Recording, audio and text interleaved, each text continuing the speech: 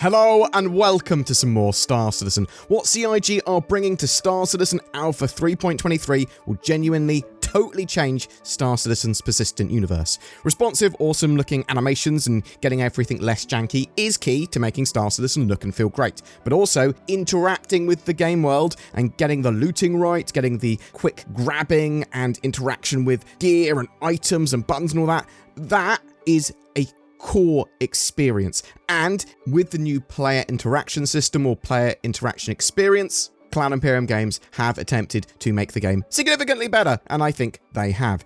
In Inside Star Citizen Extravehicular Particulars, we got to see plans for the personal interaction experience or player interaction experience and EVA updates, extravehicular activity updates, so you flying around in space. And these appear to both be targeted for the Alpha 3.23 patch. So let's start with the player interaction system, which I genuinely think is huge. So interactions, looting, etc. in Star Citizen, currently they're clunky, they're prohibitive to seamless action.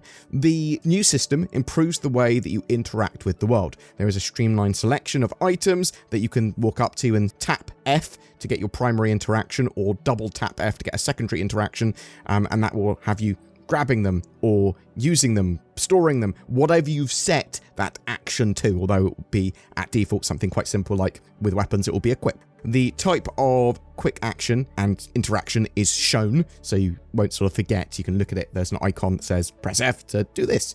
This works with gear, equipables, and random objects too. The personal interaction wheel allows you to also delve into more actions and sort of with items and stations and all that sort of jazz, so you haven't lost any functionality at all. You can go, bam, I'm going to use the weapon in my hand and customize it, or I'm going to store this that's in my hand, or hug the plushie. These interactions lock to the screen as well, so you won't misclick, or at least you shouldn't misclick. You can open the wheel up when you have objects in your hand, and yeah, it's going to allow you to do a load of different contextual actions with them. This is the interaction experience that CIG have always promised us. This makes the whole Star Citizen experience a ton more seamless and fun. You can customize the wheel and quick action for what's used in your primary and secondary action there, with each individual given item or interaction that you can do with it. You can use this to store an item as a default for harvestables, or equip weapons and ammo immediately upon picking them up. Even pointing at and choosing objects to interact with is more precise and intuitive. One of CIG's devs said, "You won't be able to live without this." A bit of an extreme exaggeration, but it is genuinely essential for Star Citizen to be a fun and less clunky, less janky game. It is going to be huge once it is released in Alpha 3.23, and there are obviously more updates to it in the future. We do know that they've got like quick looting and stuff like that planned as well, maybe for 3.23. We'll have to wait and see. However, something else that's probably going to make it into the Alpha 3.23 patch is EVA. EVA getting major updates. Obviously, we've got EVA in game already, but this is extra vehicular activity. And in these terms, it basically means improvements to you flying around in space, in FPS, outside of your ship. But they're quite big improvements. So the problems with the old EVA system is that there are a ton of issues with the way you sort of move around. It gives you very little precision. It was quite janky. Lots of odd things could happen as you enter gravity. In tighter sort of areas, more restrictive areas, you could bump around on a load of stuff. You get very confused. Turning had you have to rotate your entire body. Now, with the new system, you will float around like you would expect in FPS, being propelled like a jetpacker, like you're flying around like a superhero. The Superman pose. Your camera and head will move as you look around, rather than turning your whole body. This will help orientate yourself, as well as reducing the movement and turning footprint that you have. You will bounce around a ton less and fit into more gaps. It looks much better first and third person, and is significantly more responsive. There are smoother transitions for coming out of EVA as well, so you're less likely to prone yourself and faceplant on the floor. The flight system works similar to that of ships. You press forward to accelerate in that direction and you release it, but you'll still have some momentum. Your EVA thrusters are maneuvering you as well with fuel. You'll be able to attach yourself to the surface of objects and ships in space, pushing and pulling yourself around them.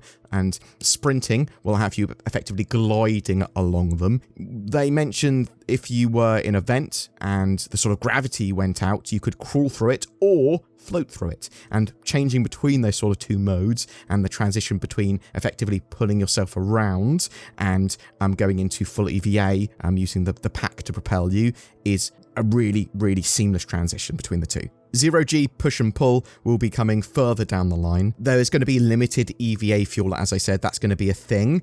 If you want to stop your forward momentum, then you're going to have to use space brake or grab something, bump into something, try and change direction. And basically, you're going to be using fuel to do that. So managing your fuel is going to be key to doing long EVAs, and you're going to be in situations where you're just going to make it back to a space station, or sometimes you're going to be stuck and you have to hope someone comes to save you. We don't know if using weapons and that sort of stuff will help propel you in another direction, but you might have to request a rescue and that sort of stuff in some situations. For the implementation of the system that we're first going to get, you can expect a significantly better EVA experience, less jank, less bumping around, better animations, better movement and transitions, as well as it being more fun. But that's not all for Alpha 3.23. Lots of CitizenCon content that CIG showed are going to be making it into the game this year in some form, and some of that will be in Alpha 3.23. In regards to when we're going to get Alpha 3.23, we don't know for sure. So on paper, that's going to be at the end of March, end of Q1. That's roughly what the patch is. But they mentioned some stuff like you're going to be filming these inside Star Citizens for 4 months, and this is going to be a multi-month cycle, and things like this is a spring release, so a spring release for 3.23 could be anywhere, technically between the 20th of March and 20th of June. We don't know for sure when that patch is coming out. It's going to be dependent on the features that are in there, how long they take to get ready, and how long they take to get polished from EVOCATI to PTU phase to live. I am expecting a Wave 1 PTU by the end of February or early March. 3.23 has already been starting the murmurs of EVOCATI testing, but Disco Lando Jared also said that this was going to be a big one, this patch, and we're going to see more and more over the coming weeks. I am really interested to know, though, what you think is going to make it into Alpha 3.23, and when do you think we're going to see it live? I'm also interested to know if you agree with me that this player or personal interaction system that they've got is an amazing update and upgrade to the game. Like, genuinely, I think this is going to be one of the best things they've put into Star Citizen, because this and like things like the star map updates and stuff like that, they're so core to having a good, streamlined, fun Star Citizen experience with less junk, less clank. I want to feel like the game I'm playing has been designed for my fun, and it's been really tailored to be a well-designed game. I don't want it to be fiddly. I don't want to have to faff around while I'm in combat trying to pick up ammo or pick up a weapon off the floor and I accidentally pick up a plushie instead and go, oh, well, throw it at an enemy. That's great, isn't it? Although I do remember that the Pico plushies were invulnerable to rounds, so they are actually pretty good shields. What do you think of the look of the new EVA system? Are you really excited for that? Or does it fill you full of dread that you're going to be stuck in space with no fuel? I think that actually is a lot of people's fear. But whatever your thoughts or questions, I would love to hear from you in the comments below. People always ask me, what's your favourite ship? And I always answer, it's NordVPN. With its powerful loadout, it wrecks pros and noobs alike.